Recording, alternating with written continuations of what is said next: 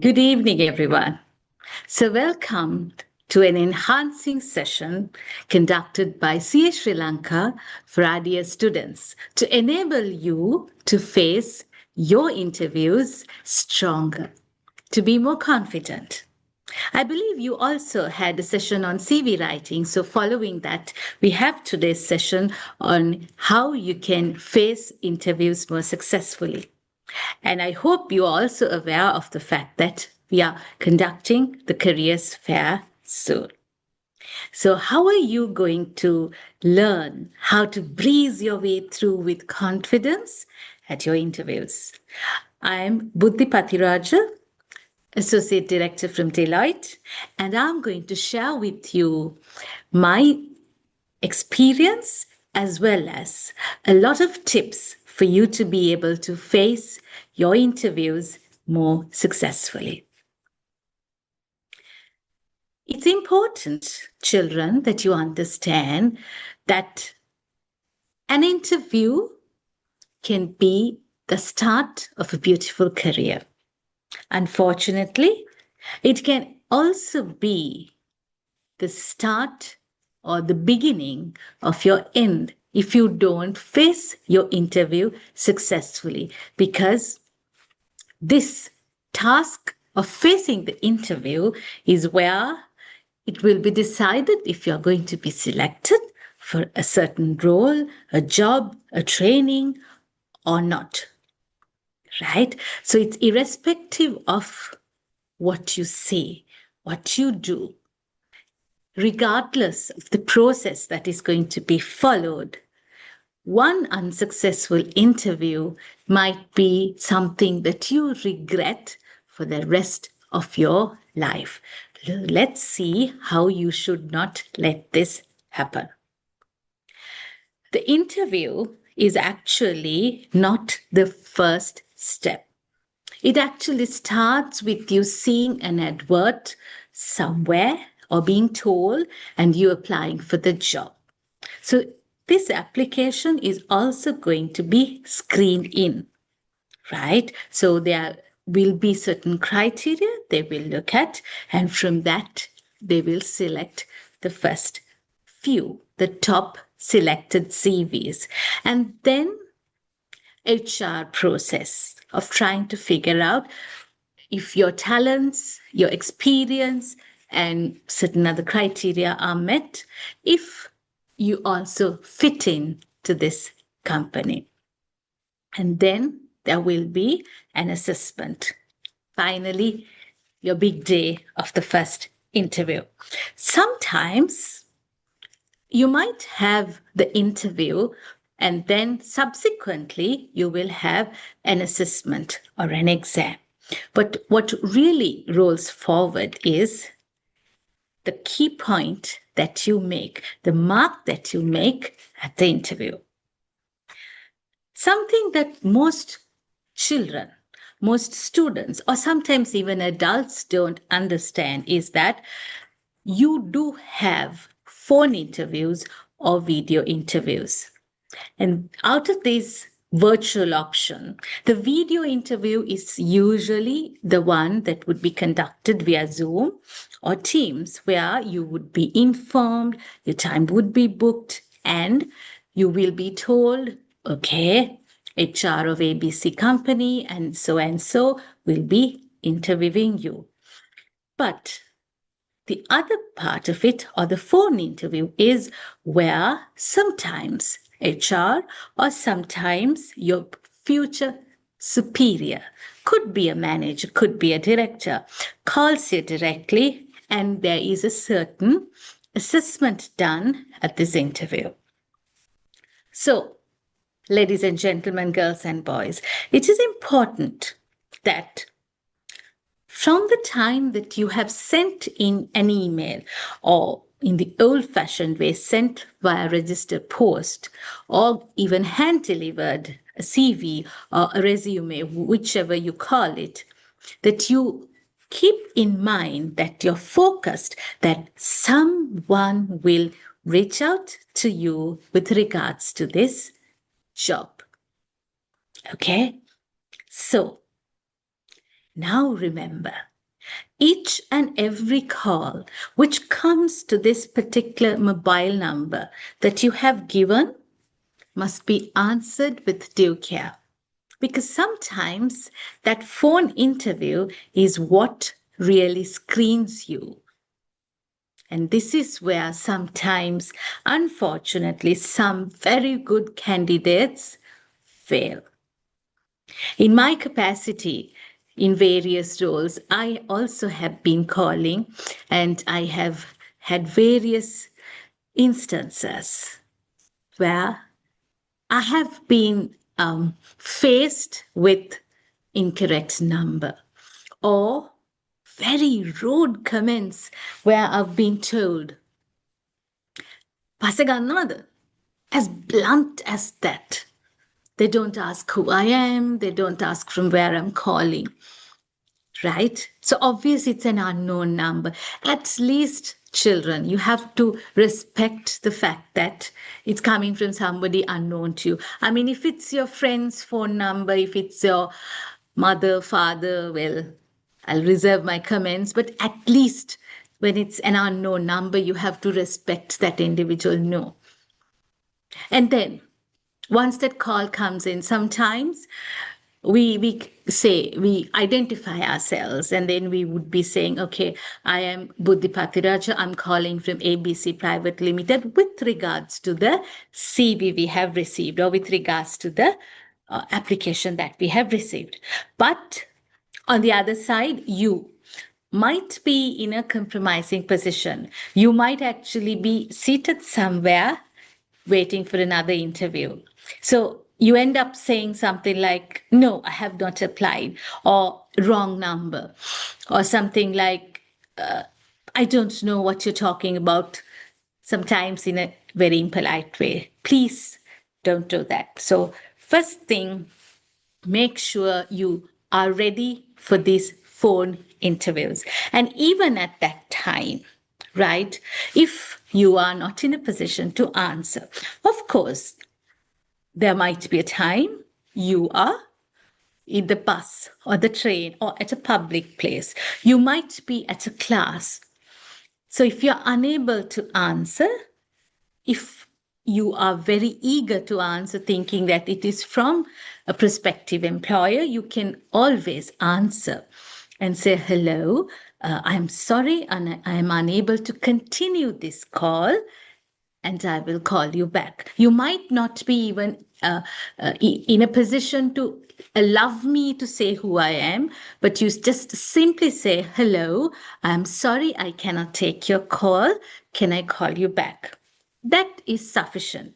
But sometimes where you simply answer and say, "Hello, I'll call you back," well, it's a little slap on the face in a way, but still manageable. Well, it's better than simply cutting the line, cutting the phone.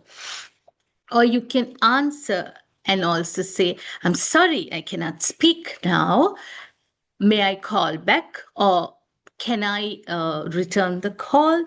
Or, "Is it possible for you to call me back in 5 minutes or 10 minutes? Because sometimes, I mean, all of you are aware of CLI and call ID. So if it's a land number from which that you are getting the call, it might be difficult. Now, these are the things that you all have to keep in mind, children. So it might be difficult for you to reach this person because you are simply quickly saying, "I cannot reach you." So you simply say, "Can I call you back?" if it's a mobile. But if it's a land number, ideally it will be good if you can say, "Can you call me back?" or "Is it possible for you to call back?" So you have to be very careful on how you phrase your sentences.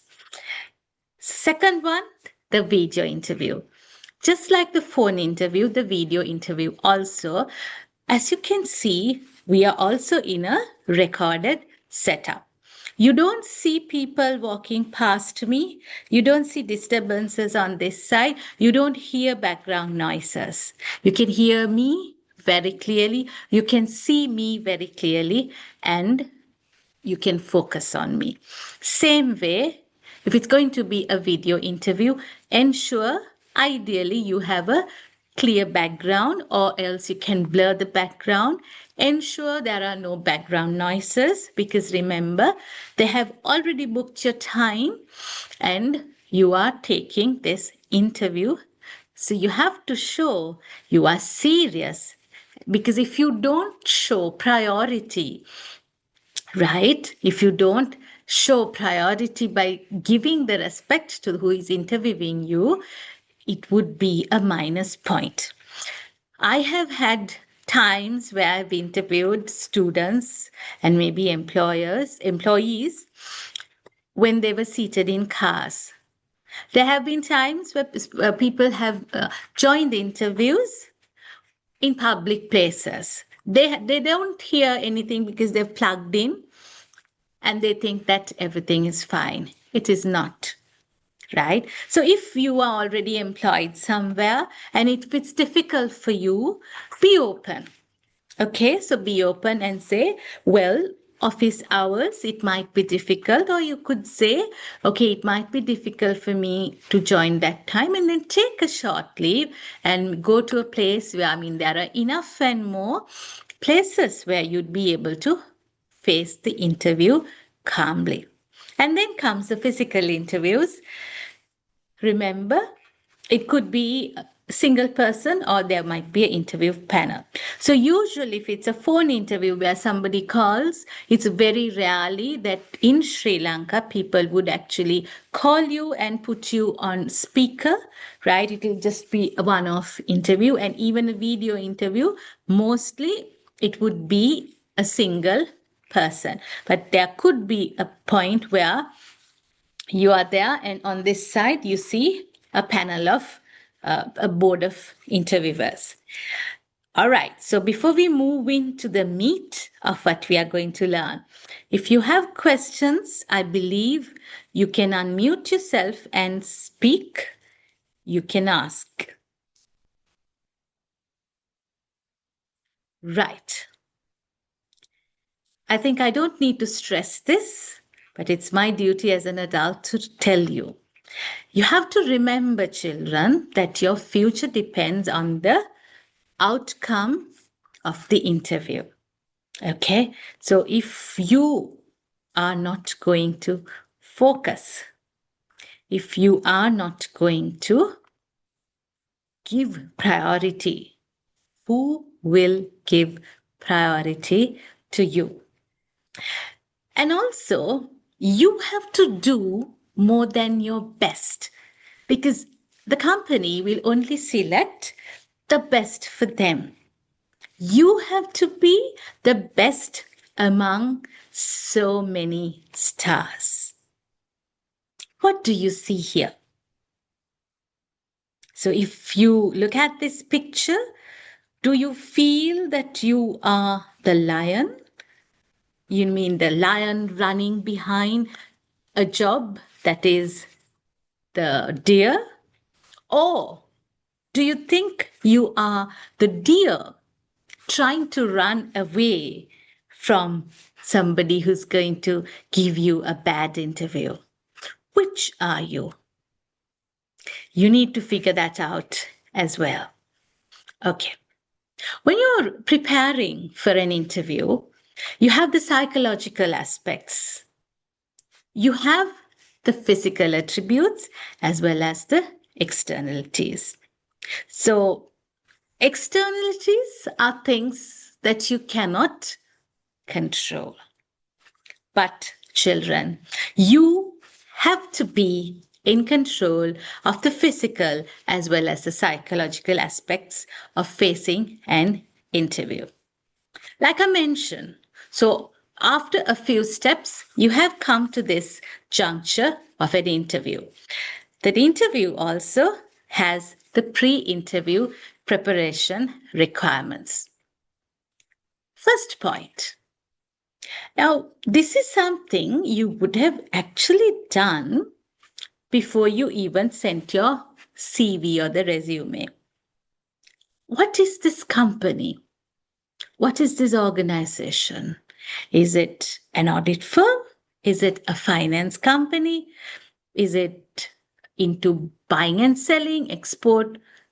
you might have a very basic idea.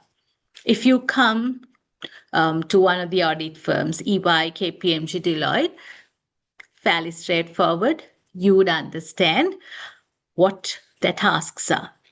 But a certain partner who is interviewing you asks you, so we have vacancies for internal audit as well as external audit. Which do you prefer? And you happily nod your head and say, I'm fine with either. Or there have been instances, and I'm telling you, children, this with experience, things that I have experienced in my past years interviewing trainees for, to be recruited to our firms. So there have been instances, I have been told, that they'd like to join the internal audit division. Fine. So that's their preference. They are doing CA exams. And then 1 week down the line, 2 weeks down the line after joining, they come to me and say, I don't think I am happy here. I would like to transfer to external audit. Big question. So I myself interviewed, and I very clearly remember this person or this student requesting to be in internal audits. And I bring the file from HR and I ask, okay, what has this child requested? And yes, he or she himself has signed saying they want to join internal audit. Now comes the big question. So I'm like, what seems to be the problem? So they smile, they fidget, and then after a little while, they're about to cry sometimes. And then they say, I'm sorry. I thought internal audit meant that we stay in the firm and do the audit work.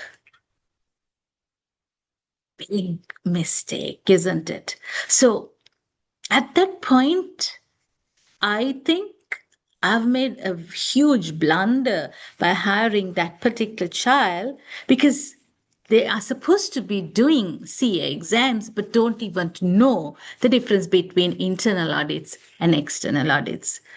So they have assumed that internal audit means that they don't have to travel to different client places. Well, yes, there are reasons you can do, but why?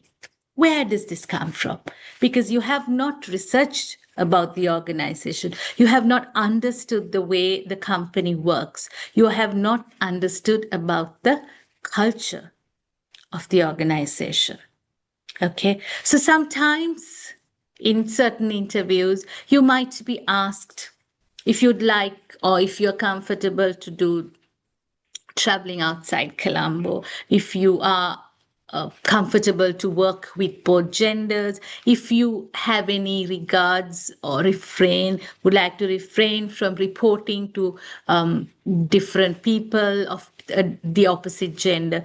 So these things are actually inbuilt in that particular company's culture. And if you read very easily about the organization, you'd be able to answer those questions with comfort and without putting yourself in a bad position.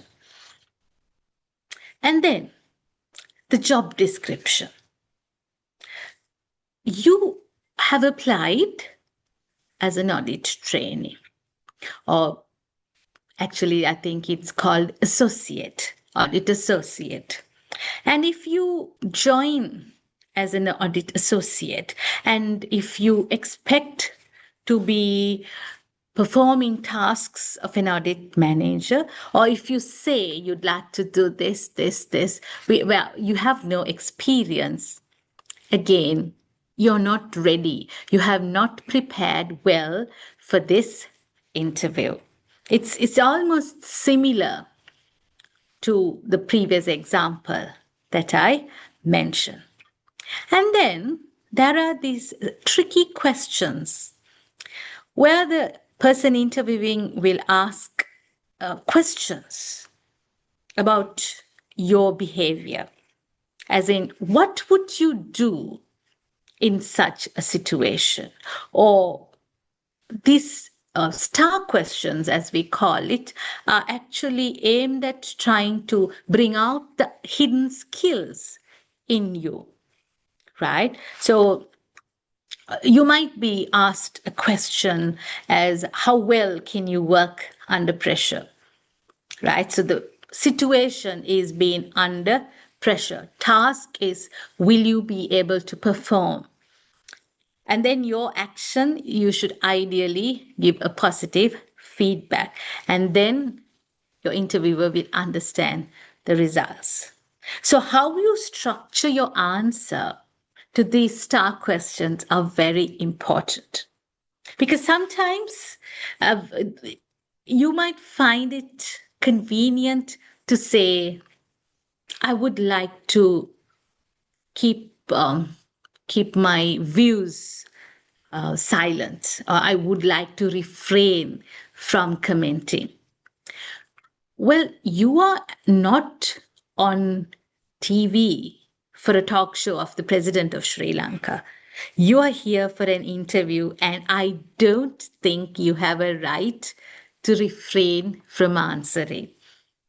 Unless, of course, they ask personal questions, which no one would at your level or any level for that matter. We have rules and regulations. So please don't make that mistake where you try to show colors, in your words, if I put it, or try to, hide behind the facade of saying, I reserve my comments, a very sophisticated way of addressing. So then the interviewer doesn't see anything of you because you are like a bud, a little bud with a lot of petals. So the interviewer needs to open each petal and see whether you will bloom into a beautiful lotus. So if you keep on holding yourself tight and not opening up, they will not see the beauty. They will not feel the fragrance that you have to offer to this company. Okay, so it's important that you open up in these questions because that is expected to bring your hidden thoughts and talents out. Also, there might be things in the back of your mind which you want to ask. Of course, you cannot ask things like, how much do you plan to pay me? But there might be critical things that you'd like to ask. Things like, let's say you are applying for your CA training. You can ask a very valid question like, after I complete my 3 years of apprenticeship or training, do you think if I perform well, I would have a future here? Or is your card full? So, of course, children, after 3 years, I don't think the person who's interviewing you can tell what would be the status in 3 years. But of course, he or she will be able to give you a positive answer. You could ask about study leave if you want. Say, I'm planning to pursue CA as well as I'm also planning to do my degree. I'm doing a private degree in a private university during the weekend. How do you help me on this? Okay, or there might be other questions about distance, about traveling, about having to go overseas. You can ask, okay, because that actually would give more insight to the interview panel or the interviewer about you having an actual desire to join the company. Because if you're going to sit there looking beautiful and only answer the questions, also, yes, it is an indication of politeness, children, but also, if you ask doesn't mean you're being impolite or rude. Okay, so you have every right to ask very direct, but I would say curtailed questions. It would be good if you also do these mock sessions with a friend. Sometimes, if you can actually ask any of your friends who've faced interviews before to do this with you, it would be good. In your mind, how you answer. Now, sometimes people go in front of the mirror and they keep on talking to themselves. But what you forget is that you are not pressurized. That pressure is not pushing you to answer. But if you can get into a little group of friends of whom all are planning to go for interviews, hopefully within the next 2 to 3 weeks, each of you can create that slightly pressurized environment in which you would be facing your interview. So all this has to be done prior to your interview. This is called the pre-interview preparation. Any questions on this, children? Please speak up.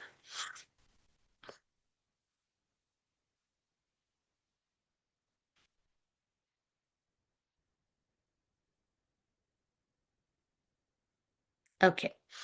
So you can ask me even later towards the end of the session. That's perfectly all right. Now, during the interview, you have to understand the way your body works. Okay.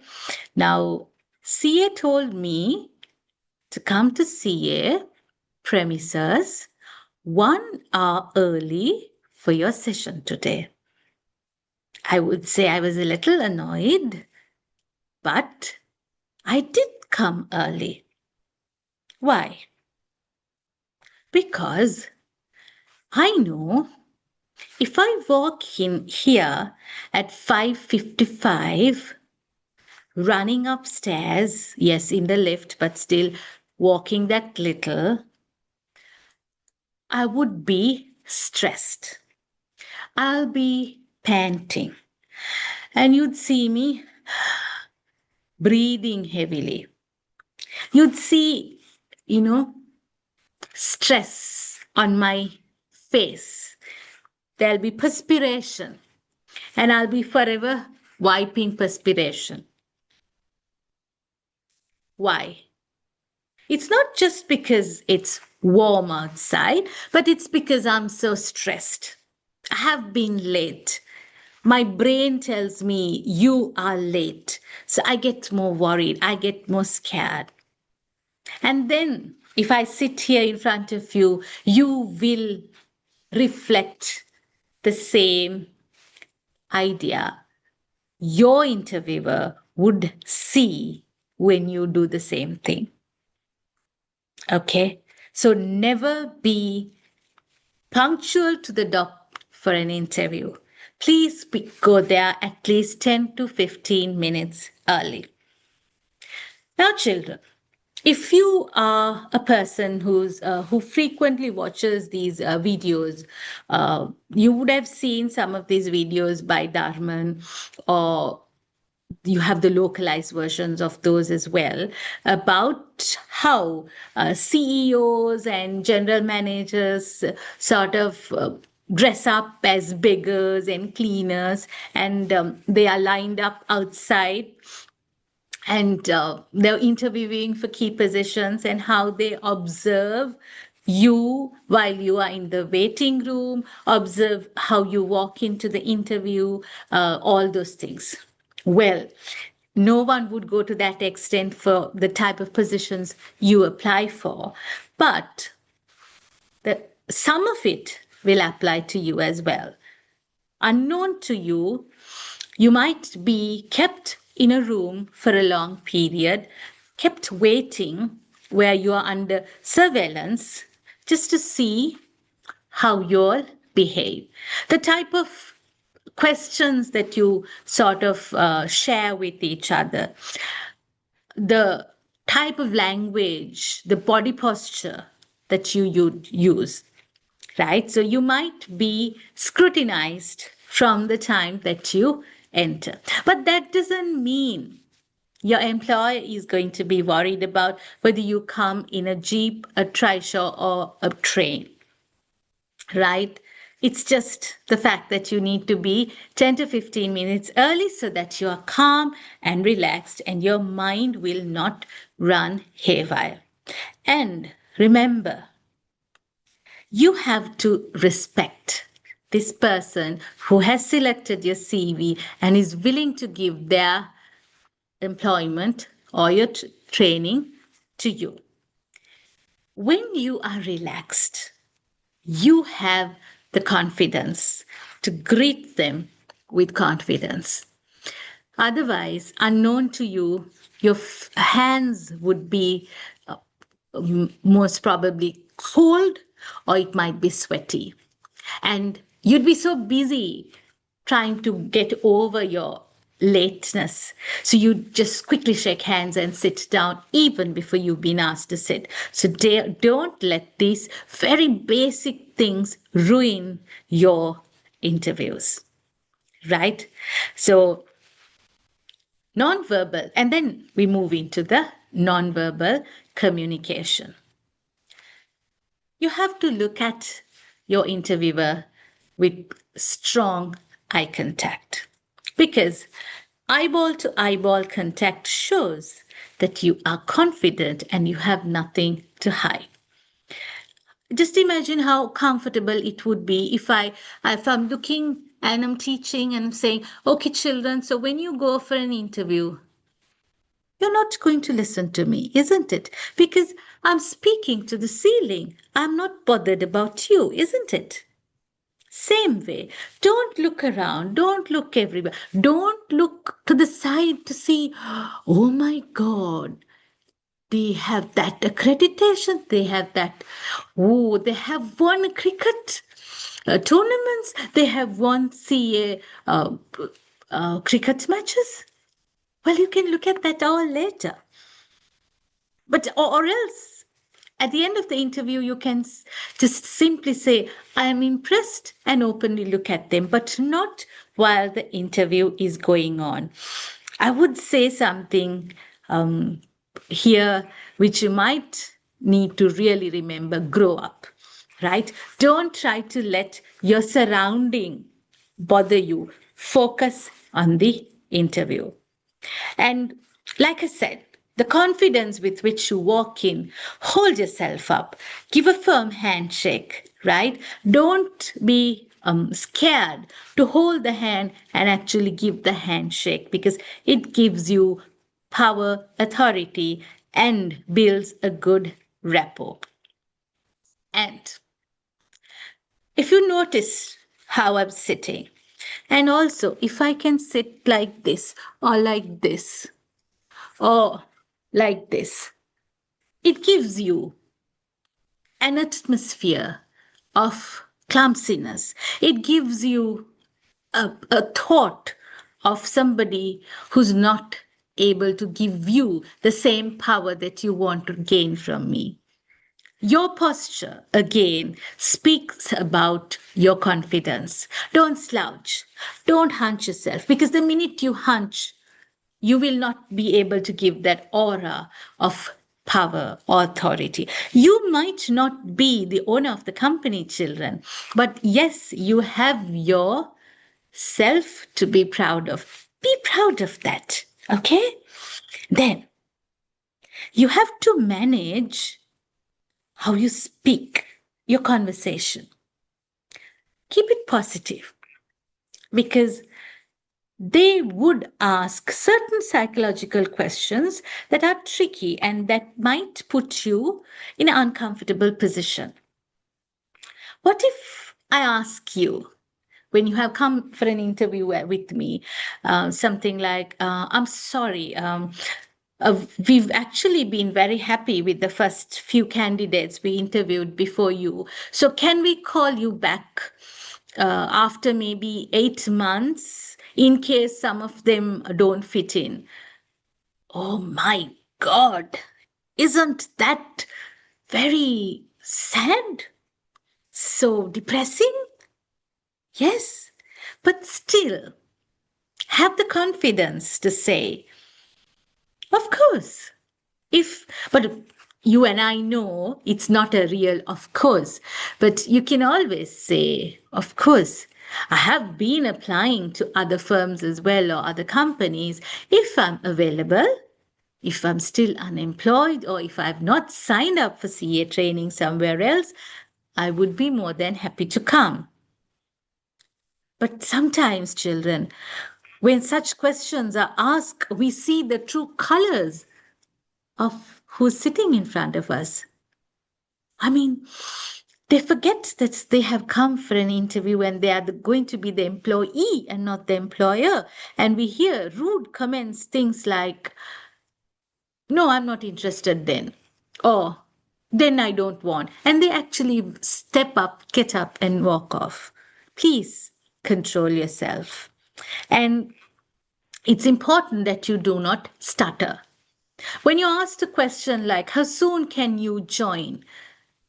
If you start thinking, uh, actually, it's like this. I have, no, I don't know.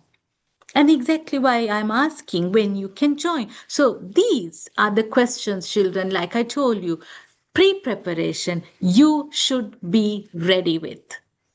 Because it's an obvious question anyone would ask.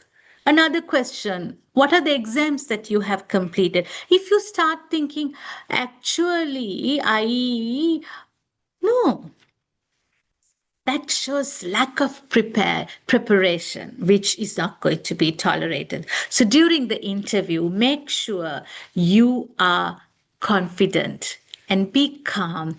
Go early and also speak well with confidence. And remember, verbal as well as non-verbal communication is going to be critical. And now you've done the interview, you've shaken hands, you've parted. After the interview, are you just going to forget that you even went to this company? No. Just actually, if you look at the slides, just as you finish your interview, you can maybe ask before you step out, when roughly they'd be getting back to you. Or who can I call if I need to ask for something? That actually shows your interest also. I mean, when you inquire about the possible date or how fast they will be able to, come back to you, they will also know you are a person with a focus, right? And sometimes, if you have gone through at least one interview, you'd know how much the HR comes after you. They will ask you whether you can come on Monday 3 to 3:30, and then again they will come back and say, I'm so sorry, no, I think our partners are busy. Can we look at Tuesday 4 o'clock? And then they say, oh, I'm so sorry, physically it's not possible. Can we move to virtual? So blah, blah, blah. By the time you come to the final interview stage, you might actually be friends with these, executives who keep calling you from HR, right? So if possible, send some sort of a message. I mean, if you have been communicating via only emails, send an email. And maybe you can send a WhatsApp message and say, okay, thank you for the interview and thank you for helping, and maybe mention that you'd be happy to hear from them. Okay, are you ready? Right? Are you ready to face your interviews? There are certain other things that you have to make sure you have looked into. You have to have your printed CV or the resume with you, right? True, most companies look at paperless environments. Most companies look at having everything digitally, but it is your duty to take a printed CV, perhaps two and be ready with the CV. Because in certain organizations, sometimes you send the CV to HR, and HR emails it to the directors or the partners or the managers, and they'll have it on their laptops. But by the time they come to the boardroom to do the interviews, they are sitting in front of you and they don't have the laptops, and they wouldn't even know where they have saved it. So it'll be a little uncomfortable, because sometimes there might be identical CVs, there might be identical names or qualifications. So it would be good if you have a printed CV. So you would know what criteria needs to go there from yesterday's session. And I'm sure that is a power packed CV that you would prepare. And then your clothes. Make sure they are clean, well ironed, okay, and also your shoes well polished, and gentlemen, ideally with socks. Hair neat and tidy, combed well. You don't have to go to a salon for that, my dears. But gentlemen, hair neatly cropped. And if you do sport long hair, make sure that it is managed well depending on the task that you are, the job that you are applying for. And make sure your clothes are also comfortable, because sometimes now even I tend to wear clothes which I hope makes me look thinner, but actually it's so uncomfortable. I'm so worried, too much worried about whether the zip is going to be open or the buttons are going to pop up. So you cannot take that kind of a risk when you're going for an interview, because those things do happen. Okay, so you cannot suddenly get late for your interview because while you were on the way, a button popped at the wrong place. Transport. We all know how terrible public transport can be, but that might be the only option most of you have. So please make sure that you are ready with it. Arrange your transport early so that with all these, I would say, modern technology, you can Google and see how long it takes from one place to the place that you are going to go for. And also, the location is extremely important. You might have the same company, especially let's say when it comes to something like a bank.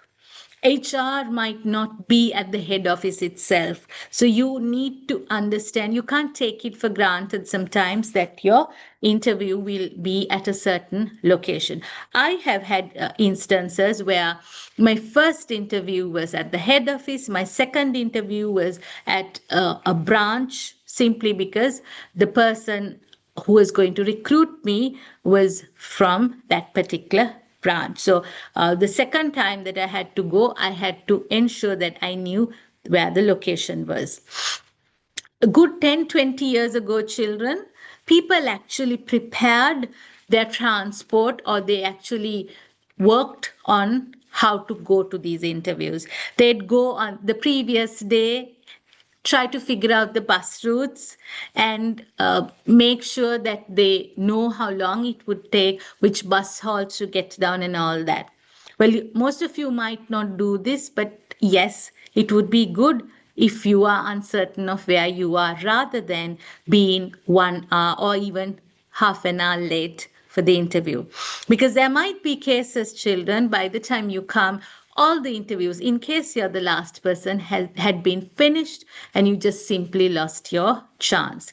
And very rarely that a company would call you for a second interview. You might feel that you can fudge your way around by saying very, very personal things like somebody passed away, something. But please understand, giving you a second opportunity is going to be at the discretion of that company, the management, as well as the HR. And then sometimes I've seen people who come all this well prepared, CVs printed, very well dressed, and they're at the reception, and when they're asked, who are you supposed to be interviewed by? Where did they ask you to come? They look round and then they vaguely answer and they are like, HR asked us to come. And then, of course, you're sent to HR. Whereas you had been told to come to fifth floor where you are supposed to meet ABC Pereira or something something, and here you are at the reception going round the bush, going to the HR. From HR, then obviously the person who had been contacting you must be on the fifth floor trying to accommodate everyone for the interview. So you've missed your time. And you cannot start blaming the people at the reception for taking you to the wrong place. In case you were not informed when they called you, it is your duty to actually ask. Okay? Another fact is, in case you are employed or you are working somewhere, could be part time, but please have the courtesy to take a break from work. Take leave, like short leave or half day, if possible. I know there might be instances where it's a little difficult. Maybe, let's say, you have interviews almost like every day of the week, unless you have indicated that you're leaving that place. Even if you have said taking short leave for 5 days is not possible, but you need to work around it, children, so that you have the confidence to face your interview successfully. So before I continue, we are going to take 5 minute break, and I can see some questions in the chat box. If there are any other questions, please feel free to type it in, or else after 5 minutes, you can unmute yourself and speak up. After 5 minutes, I will start by answering these questions. And if there are any questions, you can also unmute and ask. So we will have a 5 minute break.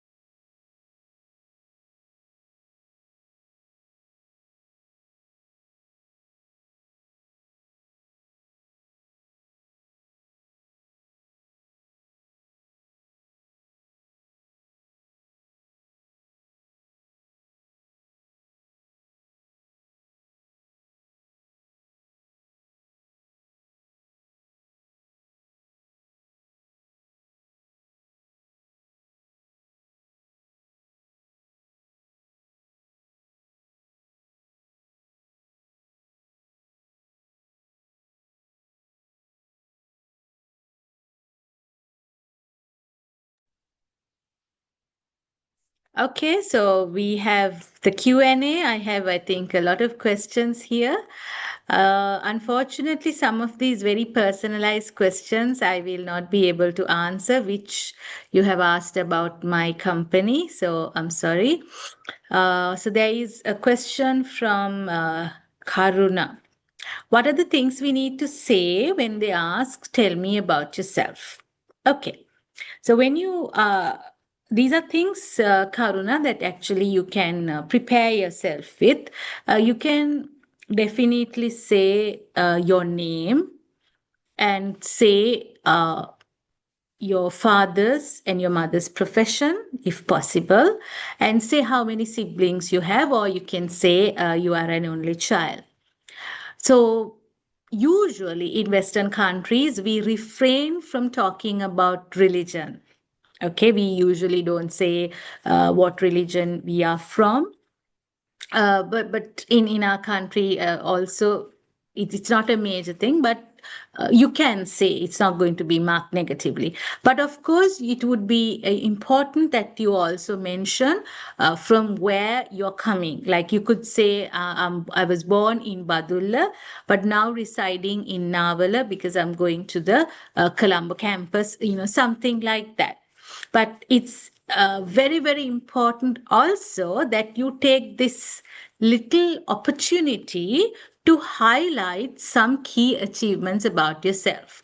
Now, you can start from your O level to A level to degree results, but maybe you could say, I'm very proud to say I was a prefect for 2 years at my college or my convent or school, which is, I'll say, St. Mary's Convent, Kandy, something like that. I mean, highlight key facts which you want your interviewer to give you marks for. So that would give them an idea that you are a leader.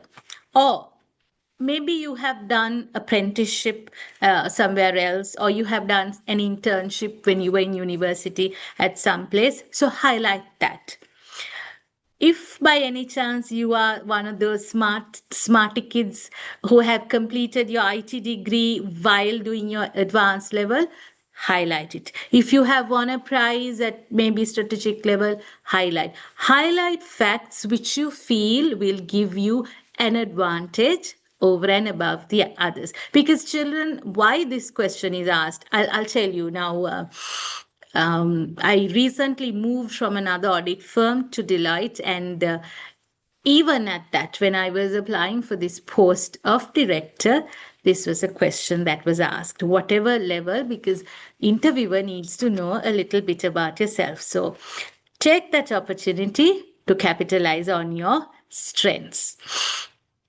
Give advice, and then Ridmi Fernand is asking, give advice to those who are going to audit training for the first time as well as those who do not have good for the first time as well as those who do not have good English speaking skills. Okay. Right. I understand some of you might not have very good English speaking skills.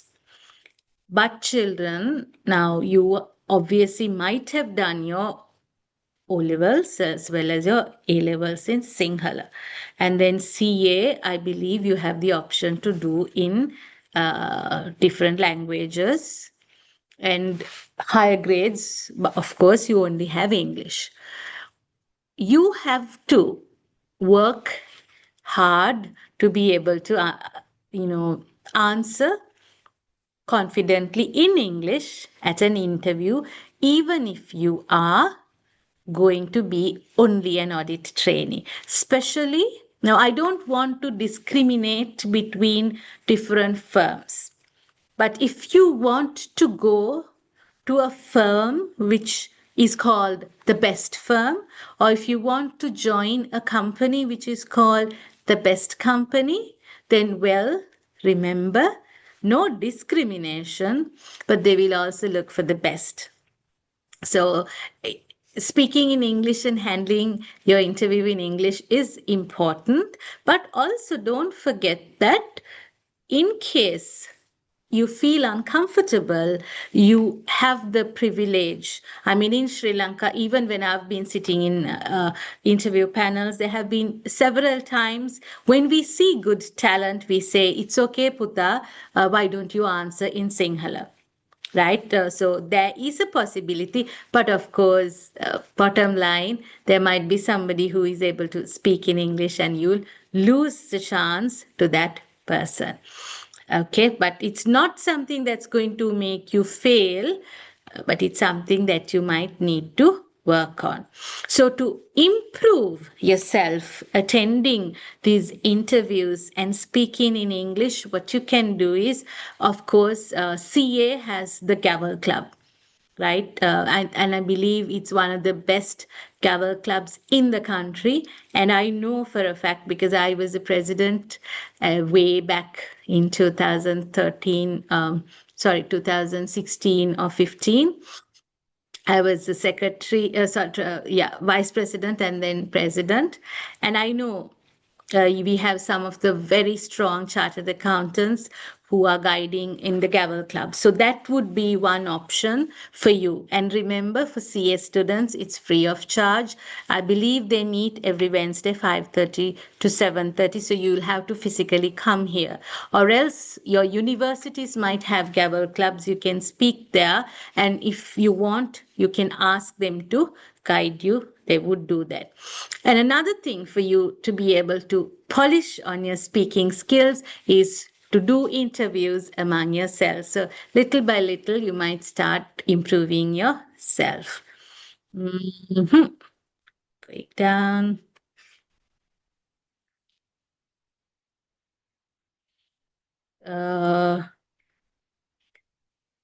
The career fair specifically for who start the CA training either can join anyone who completed 3 years training. I believe it is specifically for those who are looking for CA training.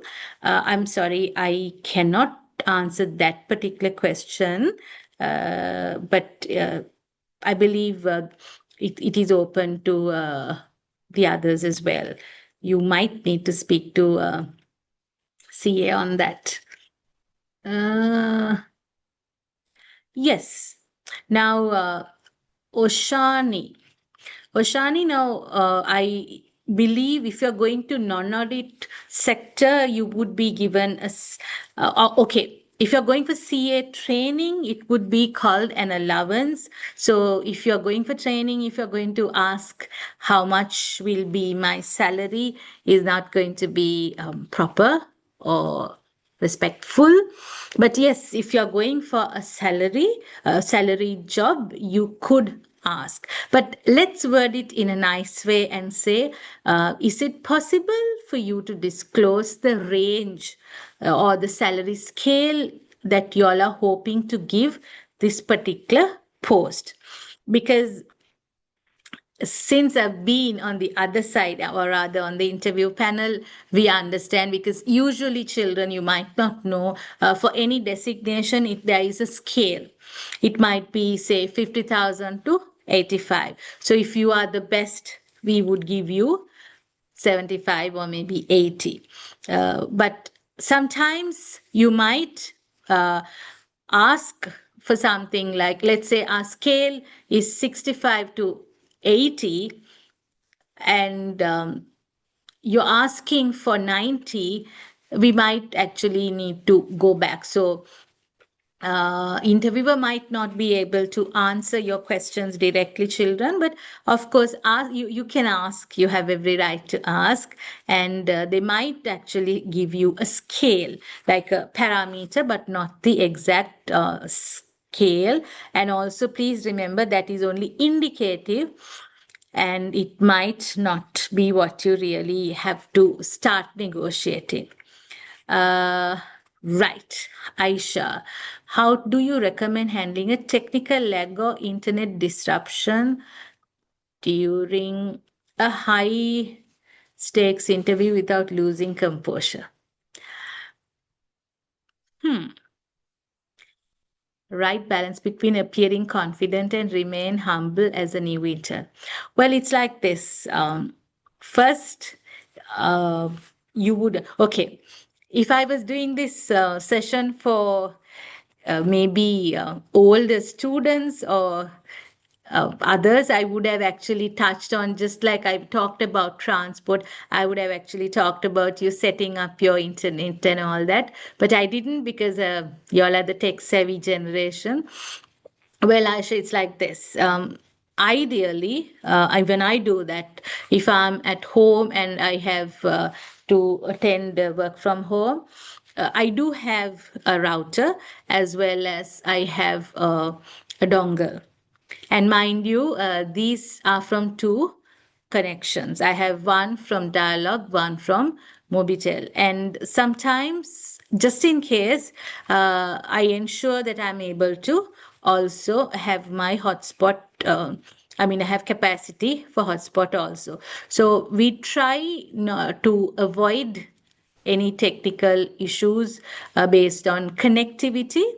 And also, with regards to the laptop power, you should ideally be ready for a power cut and have your laptops fully charged. And also, children, something when it comes to virtual sessions, something you need to remember is, please try to avoid logging in from a mobile phone, because in a mobile phone you end up getting calls, so then your interview might get disturbed. And also sometimes the fact that if you have WhatsApp on your laptop also, try to do something to either disconnect it without having disturbances.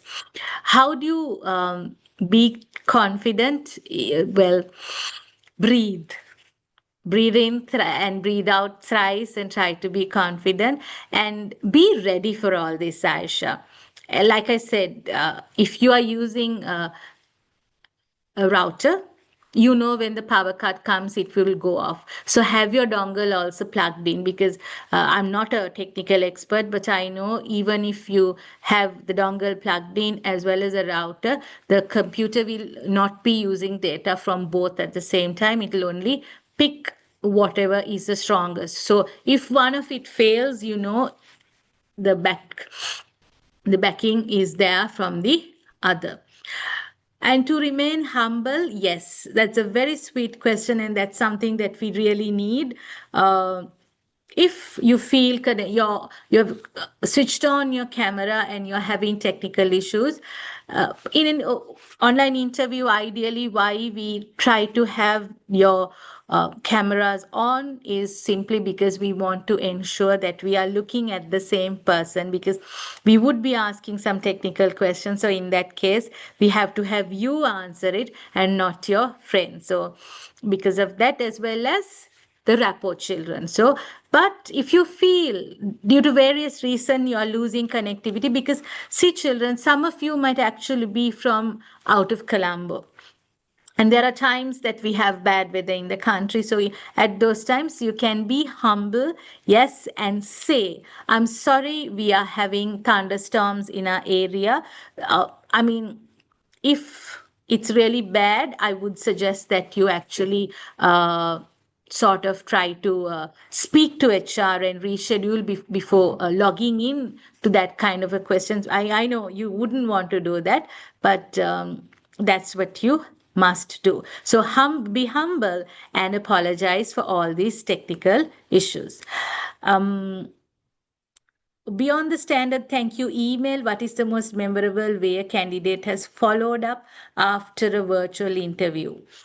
Well, actually, Aisha, other than a standard thank you email or a WhatsApp or a call, you should not follow up stronger, because that would be converted into canvassing, which is prohibited.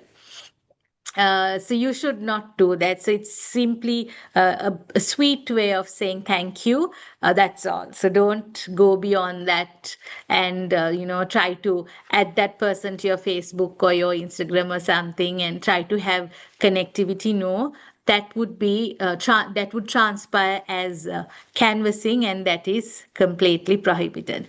What is the one question a candidate can ask at the end of an interview? Lasting positive impression on the panel. Well, depending on what grade that you're applying for, But still, even if you're applying for, let's say, CA training, or if you're applying for audit manager, if you ask a question like, well, in the event I'm selected for this position, do you think if my skill set fits in and if I'm technically competent, that I would have a future in this company to grow for the next 10 to 15 years? Okay, so that would definitely leave a very strong impression, Aisha, on the people who are interviewing, because that gives you that gives them confidence of the fact that you have a long-term plan.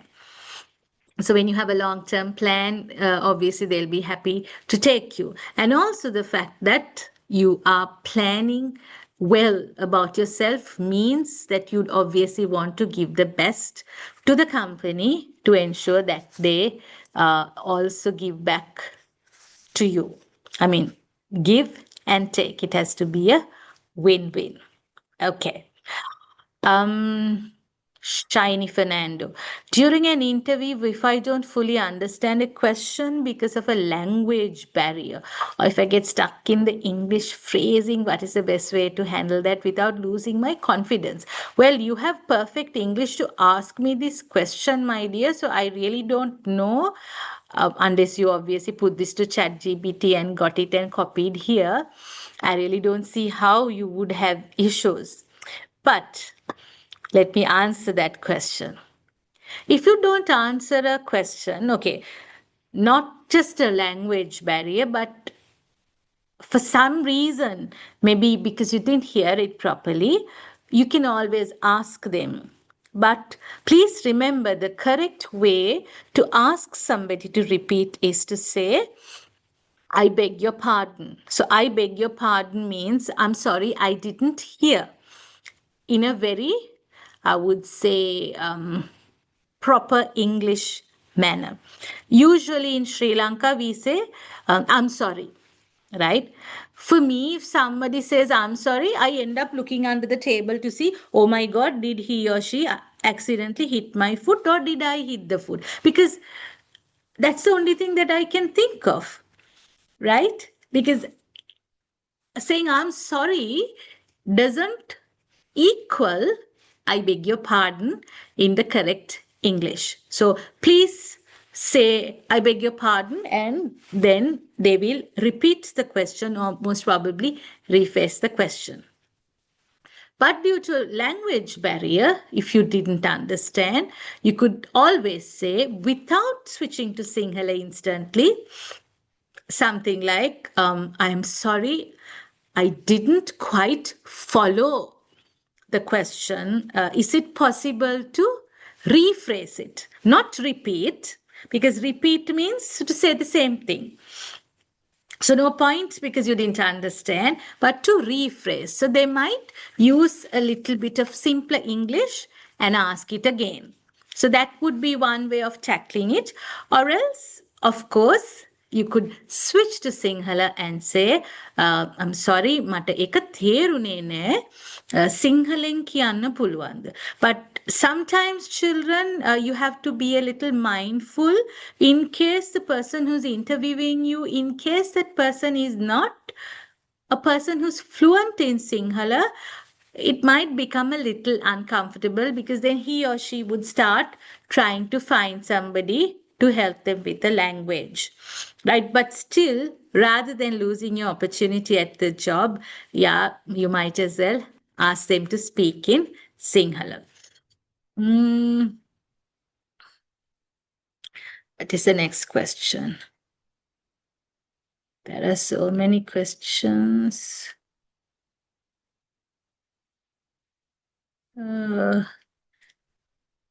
Recording, I think they will upload it. I'm a little unclear on that. Don't worry, Minasha will upload it. What to do if we are unsure of, we don't know the answers for a question the interviewer is asking? Oh my God, you're going to fail. Yes. I mean, because children's, when you go for an interview as an audit trainee, and if you are asked, oh, okay, what is the standard which relates to PPE, and you say, I don't know, am I going to take you? No, of course not. If you go for strategic level, I mean, okay, audit training at the very raw junior level or just a starting first year, if you're asked how many standards you're aware of or what standard will you be able to explain, and if you say I don't know, no way, I'm not going to take you. And if you come to strategic level and if you're asked, okay, what's the difference between internal and external audit, and if you give the type of answer that I am used to getting, no, I'm not going to take you in. Right? So, technical questions, there is no way to get away from. And also, the general knowledge questions will take you a long way. So, if you're unsure and if you say, I'm sorry, I don't know, okay, it's a 0. Nobody will actually, sort of be putting 5, 5, 5 and, sort of adding it up. But in the minds of the interviewer, they will be slightly getting disappointed. And you might actually feel how after asking those questions, they might actually say, it was very nice meeting you, you can go, kind of a thing. Right? So please try to have some general knowledge, because I've had trainees who have come for interviews. This is like after doing corporate level. And when they ask who is the governor, a central bank governor, or what do you know about NBFI? And they're like, what is NBFI? So it's very, I would say, sad. So if you are unsure, try to answer your best, my dear. But it's best that you be technically sound, because, like I said, it's not just doing your best. You have to be the best to be recruited. What is the best way to say our salary expectations to the interviewer? Well, unless you are asked, it'll be a little, I would say, embarrassing for both parties if you try to push the money factor.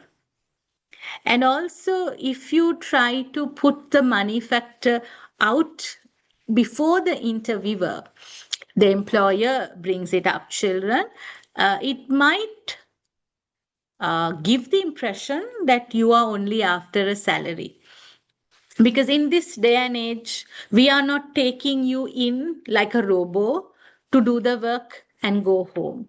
We take you in as a person, another human being who has different needs. Like, we look into your training needs, we try to train you, we give you remuneration or an allowance, and we also expect certain things back from you.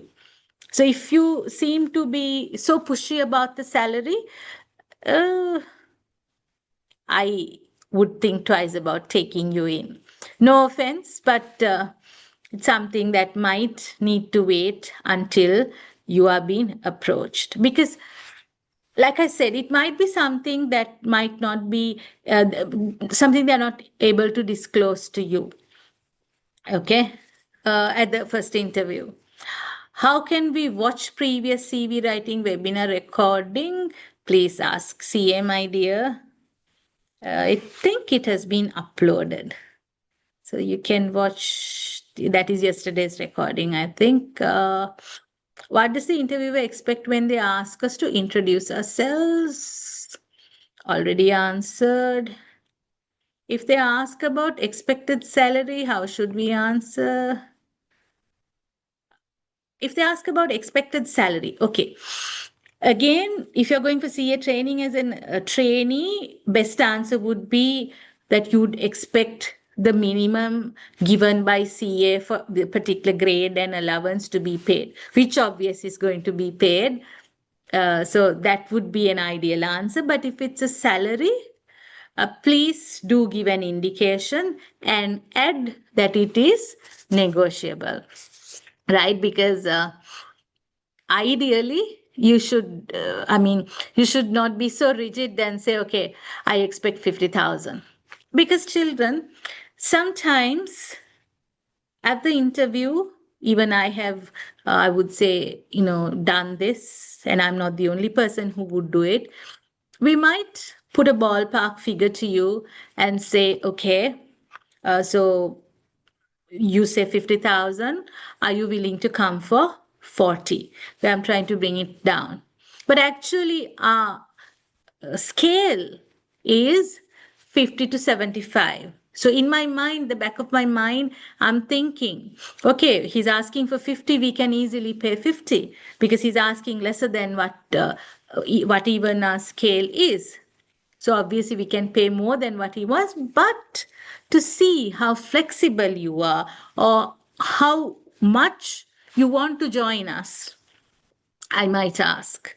But of course, if you ask for 100,000 and if a company says, I'm sorry, we only can pay 50,000, oops, that hits you a little badly. It might go a little personally, but smile and say, let me think about it. Okay. So don't sort of like get angry and, like I said, get up and walk off. Again, it might be a little trick that they are playing just to see how you react to it. Is it appropriate to ask during an interview whether the company provides transport facilities? Uh,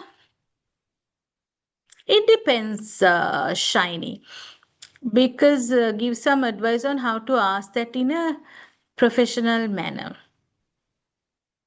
If you are planning to go for employment in sort of like a factory far away and asking if they give transport facilities, that is possible. Or if you are working at a company now, I used to work several, I would say, years ago at a certain private back office of a global firm in Rajagiriya. So there, our work time we used to finish at 10:30. So yes, at time at that situation, yes, you are able to ask, will you be providing transport facilities? But otherwise, in Sri Lanka, I think there wouldn't be any reason for anybody to provide transport facilities. So it would not, I mean, there wouldn't be a nice way of asking if you feel it doesn't fit into that particular job role. Isuru, I want to know why are they asking us if you have applied for other positions. I want to know why they're asking these questions. What do they expect from me like this? Okay, other positions in the same company, is it? Well, that's because they're trying to see whether you have applied. Now, this happens. This happens because if you and I look at, let's say, an audit firm, there might be times that you apply for audit associate, internal audit, audit associate, transaction advisory, audit associate, secretarial service. I mean, you're just looking at the company saying ABC partners, and you're just applying. I mean, whatever it is, because you're trying so hard to get into this particular firm. So if you have been doing that, and if you have obviously applied for the positions within the company, then I mean, at the same time, they might actually need to check internally to ensure that, you are not selected by them, plus selected by another internal division as well. Like a very basic thing, you're selected for internal audit as well as you're selected for external audit in the same firm because you have applied to different positions in the same company at the same time. Also, it might be the other reason is that you might have applied for other positions and then they are trying to see whether you have obviously failed, and they'll go back to see the reasons for failure. That is why they ask. So there are definitely good reasons when they're asking whether you have applied for other positions.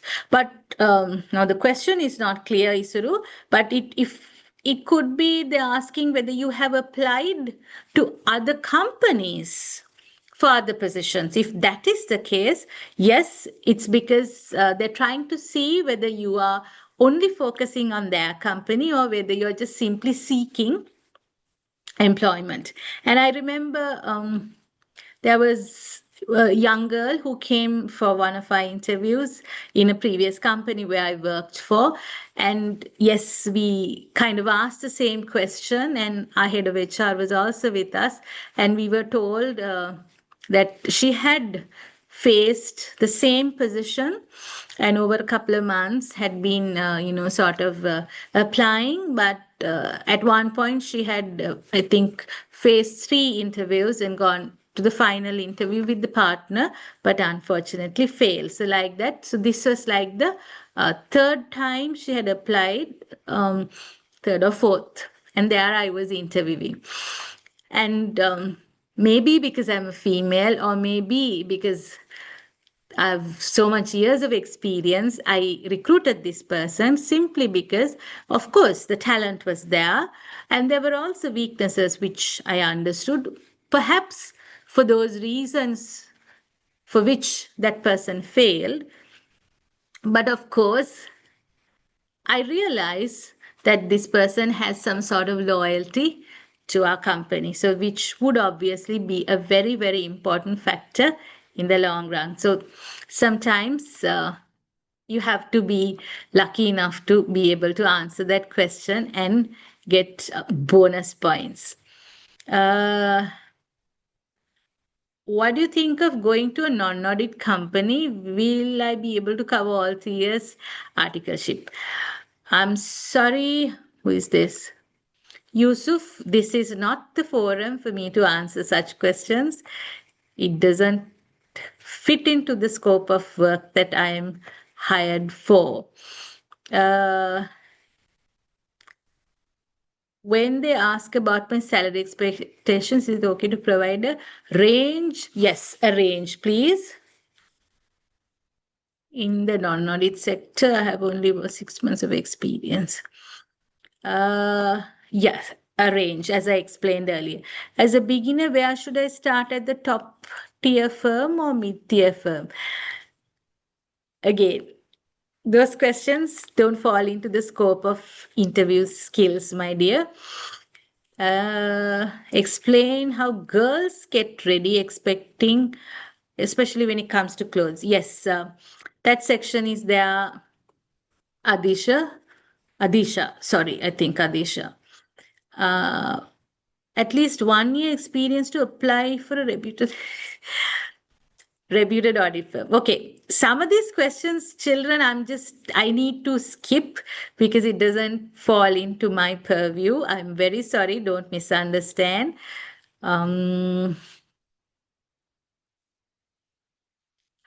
What if the interviewer asks about how much? Netmia have already answered that question.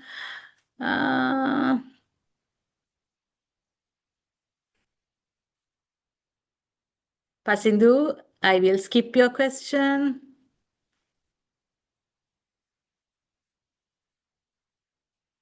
Okay, good question. This is from Sashini. Sashini is asking that she does not have any job experience before. How to describe handling a pressure situation?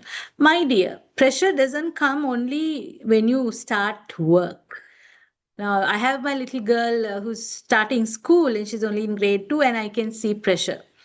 So you can simply go back to, okay, if you don't have any job work experience, you can simply go back to a time where you were either a team player or a leader in your school and you had pressure. For example, let's say you were in the netball or some sort of a sports team, as well as you were a debater and you had your O levels or A levels, and how did that happen? Or it could be where you were the leader, you were the captain, and one of your key players had a fall and was unable to play, and you had nationals coming. Explain that sort of a thing. So it's not necessarily, that's why I said, when you're asked, tell me about yourself, pick leadership. Because children, I am in my 40s, but still when I go for any type of an interview, I would still highlight the fact that I was a prefect for 2 years in my school, because those are leadership qualities that I have had since my youth, right? So after 20 years, me highlighting it is because It means a lot. So don't ever underestimate, facts like that. Ganga, how to avoid sometimes repetitions happening when answering at the interview. At the end, at the mid time of answering the question, what was asked is forgotten. So then repetitions happen as a result of it.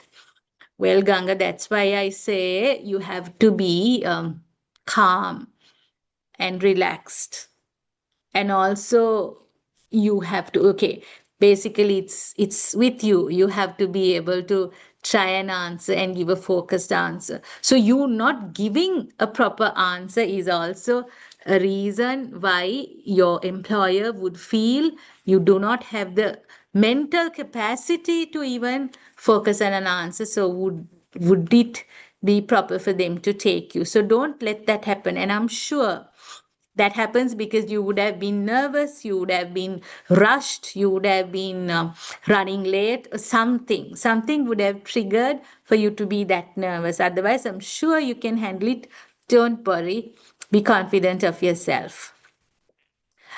Now, Dishani, what if the interviewer asks from us what would be your salary expectations?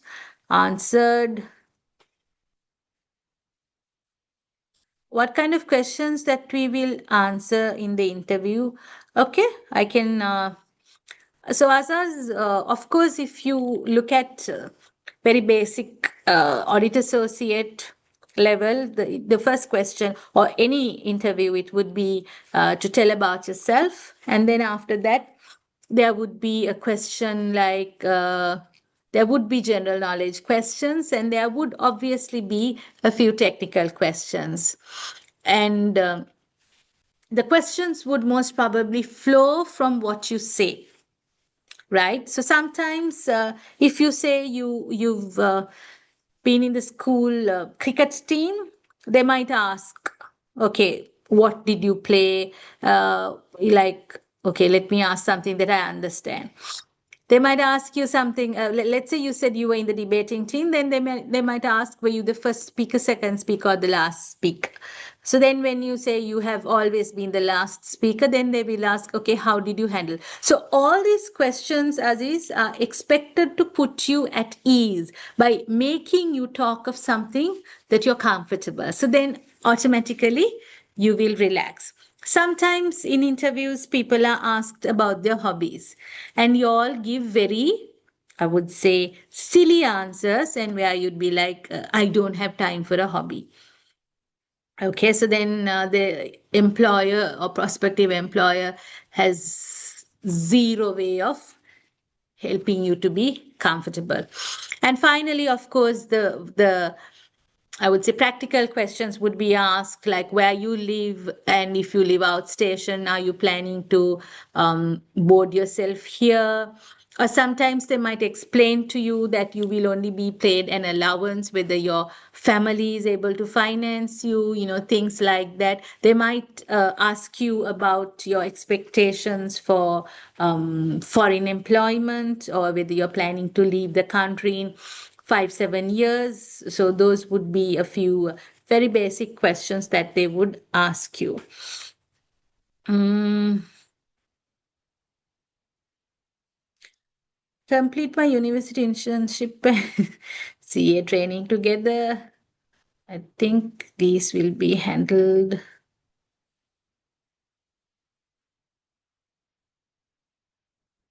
Okay, Sajani, if you really don't know the answer, yes, you could politely and humbly say, I'm sorry, I cannot answer that question. Or you could say, if it's like a technical question, you could say, I'm sorry, I do not have an answer for that. That's okay. But at least, don't go looking like this and, glaring at the person sitting on the other side of the table as if like I'm going to kill you.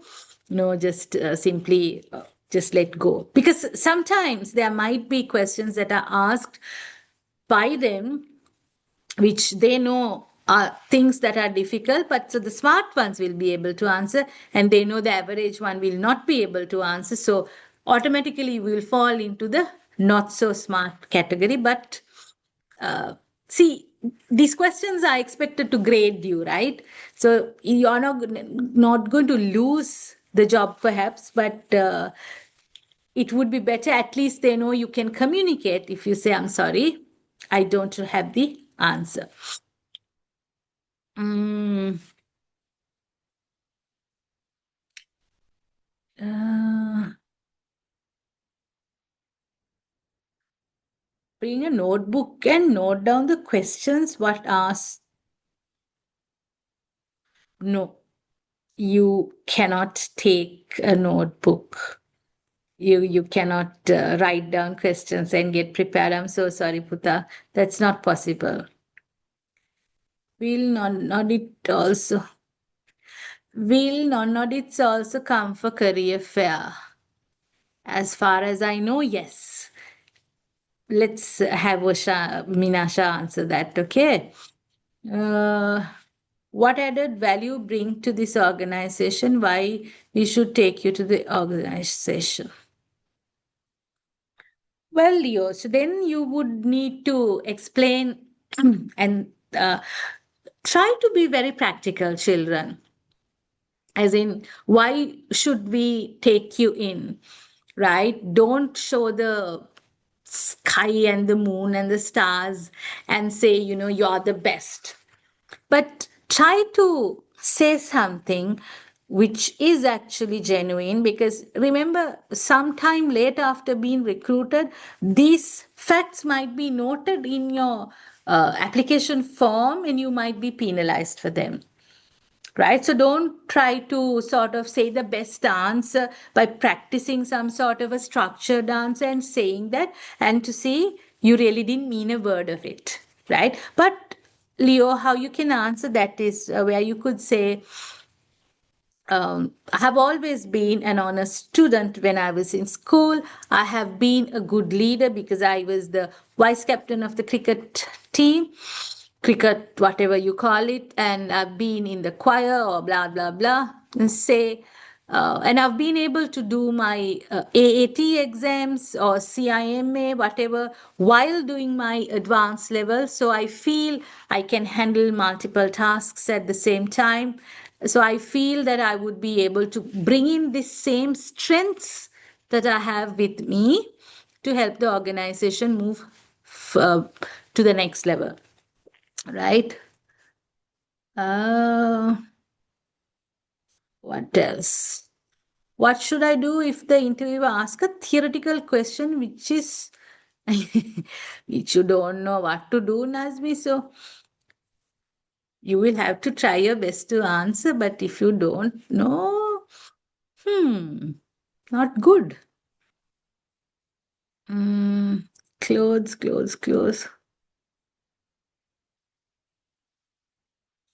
What kind of questions that we will answer in the interview? Would you please ask? I did that. Wait.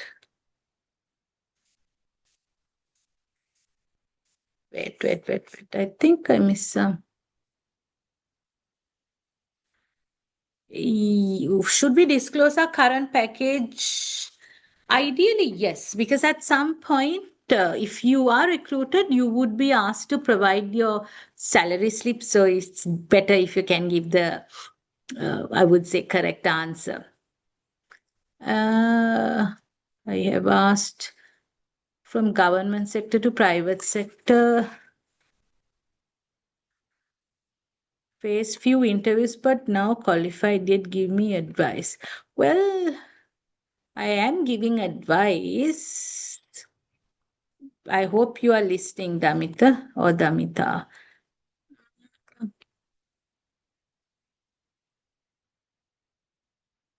Okay, there's a question about moving from degree. Again, I'm not going to answer that. Still not registered. Can I join for the program? Ajmal, what program? I'm not sure, but please speak to the coordinator. They will be able to help you. Uh,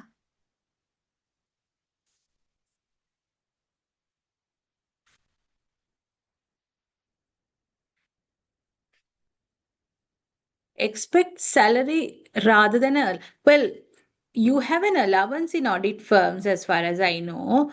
So you can't call it a salary, right? So that word is what is always going to be used, children. Freshers without previous experience. Well, all the advice that I have been giving is for everyone in general. Can we say our prefect's experience in Dharma school? Yes, of course.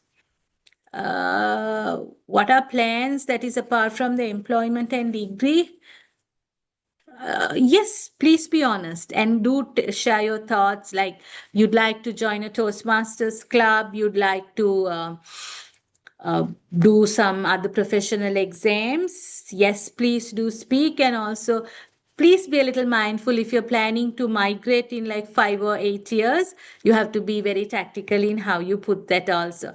And you might be asked, depending on which level. I mean, if you're at a mid level accountant kind of a thing, if you're married, you might be asked, do you have kids? Or if you are married for 4 or 5 years, you might be asked, okay, are you planning to have kids? So some sensitive questions might be asked, so you have to be able to answer. So these are for the older students who are in the class, not for the small ones. Don't get scared. Uh, Okay. Sahani, what things should I know about the organization? I think we discussed at the start of the session. You can listen to the recording. Ashif Yusuf, I can't answer this. Mm. Okay, Kaushalya. So you're asking, is it okay to highlight negative experience from a previous company during an interview? It's like this, Kaushalya or Kaushalya. Now, let's say if a guy I'm interested in and I'm going out with this person, and he keeps on saying all the bad things that he experienced with his previous girlfriend. Then how would I feel? I might not be very happy. And also from the way he talks about those experiences, about his ex-girlfriend or ex-girlfriends, I will also decide. I mean, he'll be saying, okay, she did this, she did that, this happened, that happened. And I will also be able to judge certain things about his character. Same way. Now, I know what you're talking about because I've had different, I would say, experiences where we've had people who I've interviewed, and it's been such that they've openly said, I'm sorry, but I've had a bad experience at this particular company. This happened, this happened, this happened. I hope it won't happen here. So it's actually a kind of a, I would say, double-edged sword. It all depends on how the other person takes it.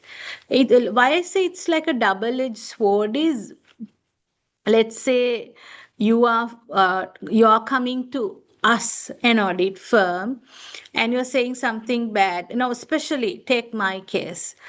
I am in this particular audit firm. I joined this year, and I've been in another firm for like more than 10 years. So if I interview you tomorrow and you come and tell me about this other firm where I've been working for 10 years, you're asking for trouble.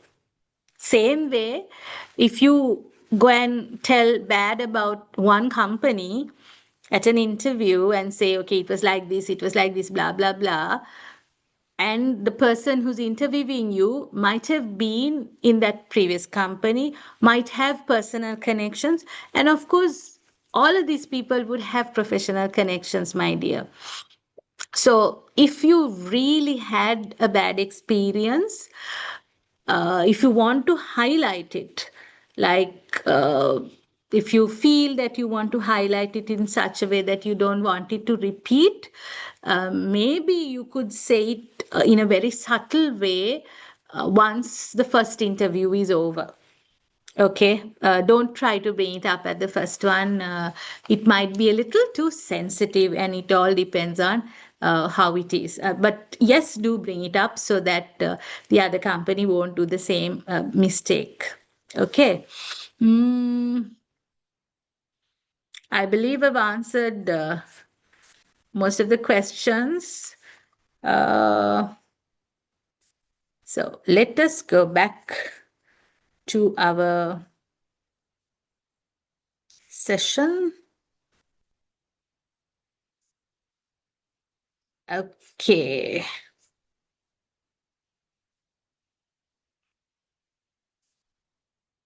All right.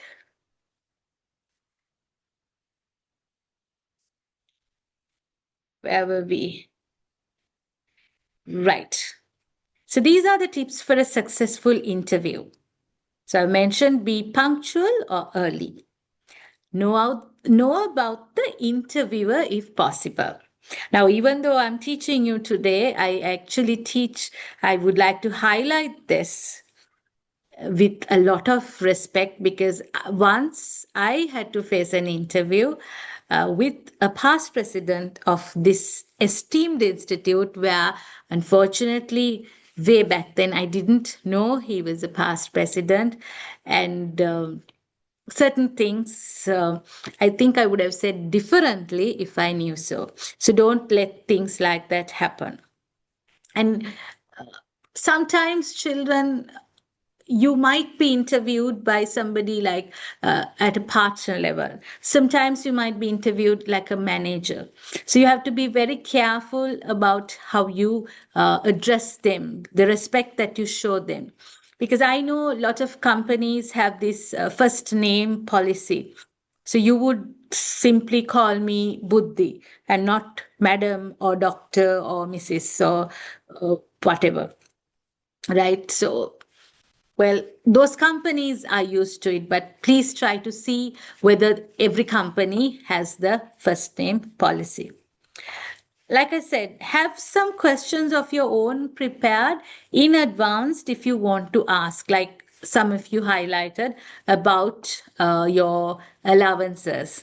What about your study leave? Why don't you all ask that? I think that's important for you all, isn't it? So those things you all have to ask. I mean, do you have study leave? Is it paid study leave or is it unpaid study leave? So these are the questions that you all can prepare. Yes, bring copies of your CV and have a uh, pen and a notepad with you in case you are told to send maybe your scan copies of your certificates, or if you are told to come on another day for the second interview. So, you can't be suddenly saying, can I have a pen and writing on your palm? So, just in case, have a piece of paper and a pen. And when you are speaking and answering for each and every question, try to speak so that you highlight good things about you and tell the truth. If at the interview you are asked how good are you at doing audits with in relation to the ECL model, if you don't know, please do say. If they say, if you feel that you will get the job, if you show that you have great talent as a sportsman, please don't say you can dive and swim, and then when you are taken for a inter audit firm swimming tournament and you are asked to jump, you can't start crying. Okay, be truthful because it will come out at some point, and auditors are supposed to hold integrity at the highest level, isn't it? And it's important that you allow the employer or the interviewer to ask the question. Allow them to explain the question, listen carefully, so then you will not get bundled up and answer. And again, this relates to something one of you asked. Don't say anything bad about a university, a company, a friend, or an employer. Like sometimes we have people who come and say, okay, I was actually selected to be deputy head cop, but my friend, he showed some forged something. Say it in a different way. Unfortunately, I didn't get it because the interviewer is not really worried about what happened, because they are not going to go to your school and check all that. But okay, but the way you speak about the incidents says what type of a team player you will be. And be very mindful of your grammar, because if you're asked, have you completed your exams, if you say yes, it's easy. Or while talking, if you say, I have completed my exams, and then when they ask, why are the result sheets not here, then you can't say, no, I am completing. Okay.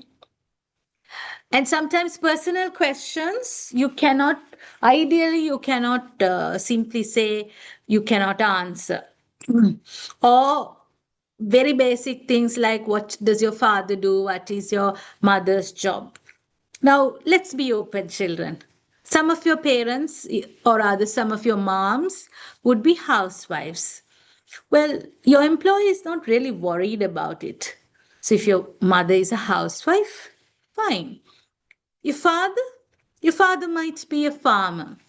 He might be a mechanic. He might be a driver. He might be a past president of a professional body. He might be a doctor or a lawyer.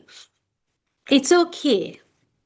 Have the same respect, whatever their profession is, and say it openly. Don't simply say they're at home. Well, your parents wouldn't have been home every day for the last 20, 25 years, right, children? So please be prepared for these personal questions. Sometimes we ask, like, what school does your brother go to? I mean, you all say that, and you're like, I don't know. I mean, that's impossible, isn't it? So don't say that. To be ready. Wait for the interviewer to mention the salary and benefits. So it's best that you don't bring it up.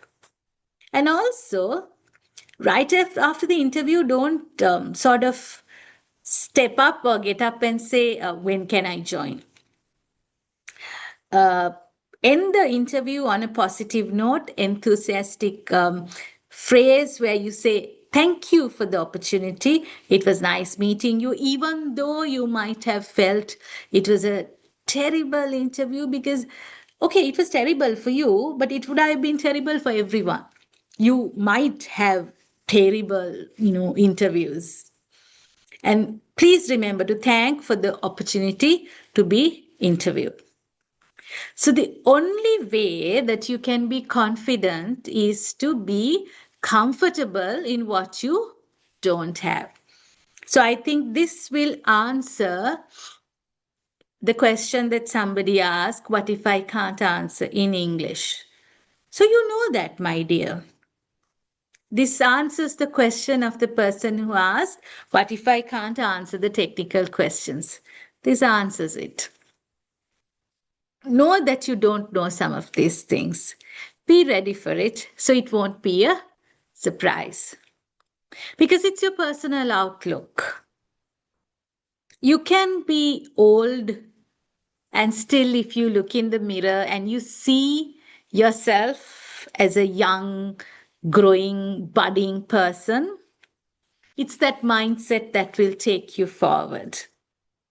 If you are a little kitten and you feel you are the fiercest lion out there in the jungle, the highest in the hierarchy of that lineage, that's the confidence that you need to build. Okay. So, girls, what is it that you opt for? Do you want to be fashionable or professional? Definitely, you have to look professional. So, depending on how clear your screens are, if you see my attire today as well, you won't see everything, but I'm wearing a dress, of a plain color with the same colored coat. And if you noticed, I don't have multiple rings and bangles. I don't have any large bangles.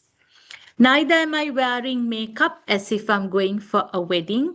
I don't have bold colored nail polish or lipstick. My hair is nice and neatly pulled down. Okay, so irrespective of what category or what grade that you are applying for, you have to ensure that you look professional. You might be just 18 plus, right? Just after school, but you have to project that professionalism.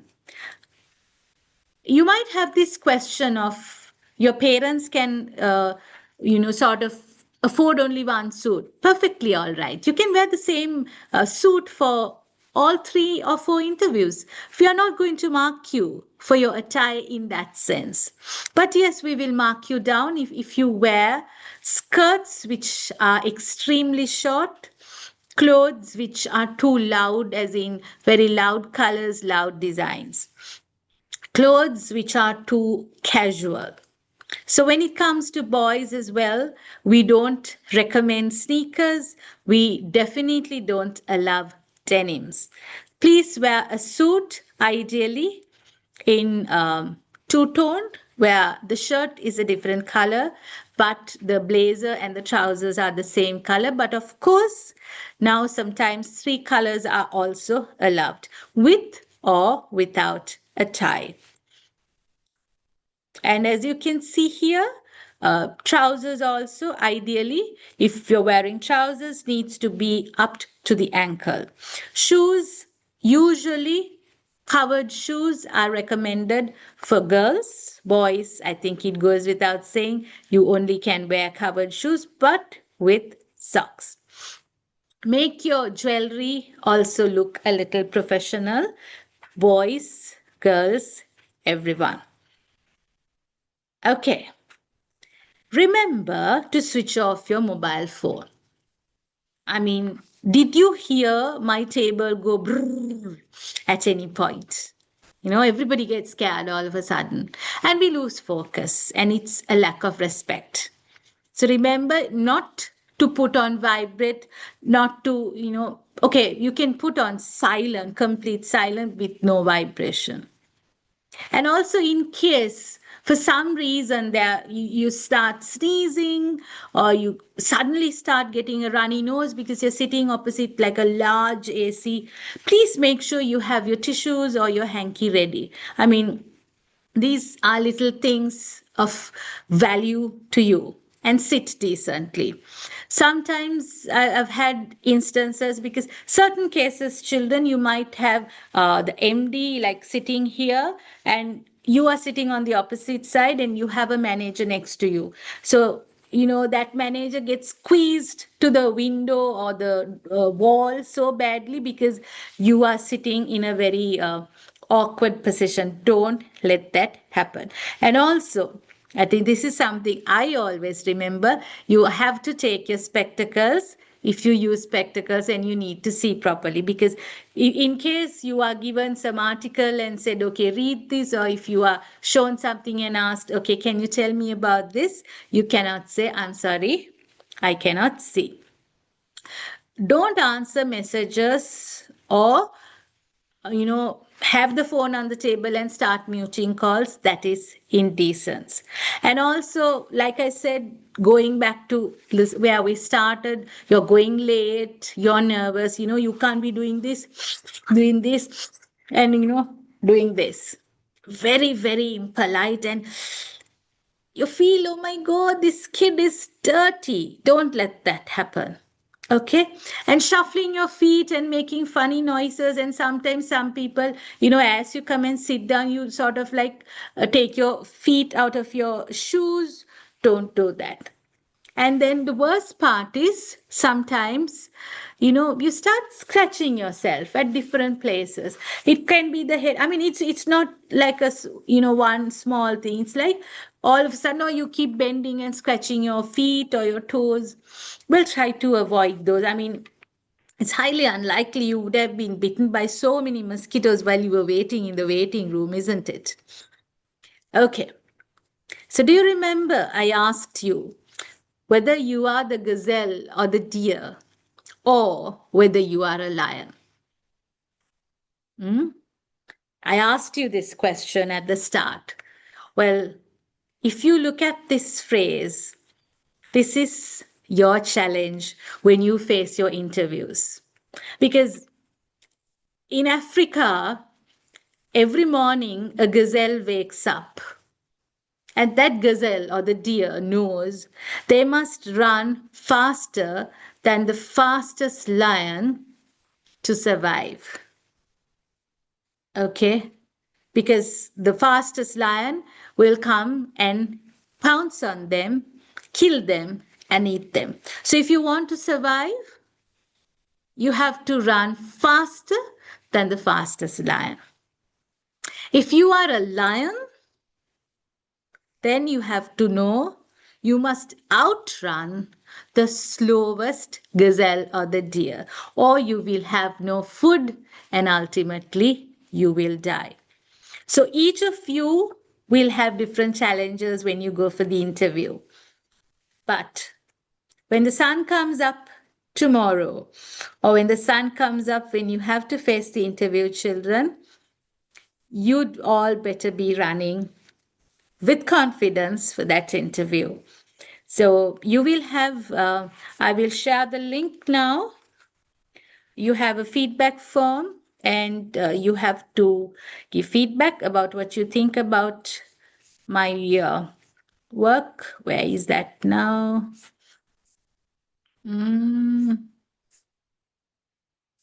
Oops, where is the feedback form?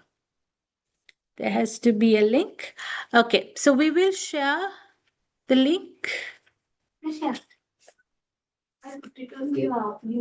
Okay, right. Give me a minute, children. I will share it with you all. I will share. Done. And you have to, where is that? Okay. I'm going to put this into the chat box, and I would like all of you to give your feedback about what you think about this session. There you go. And wish you all the best. And if you have any further questions, you can, yes, write to CA. And in case if they feel they are very, very pertinent, they might reach out to me, but I don't know how well I can answer. So please go through all these different tips that I have shared.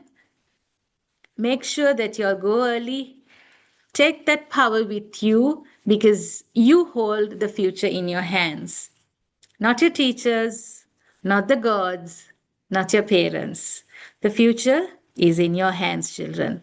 So wish you all the best at each and every interview that you face, and God bless you all. Good night, children.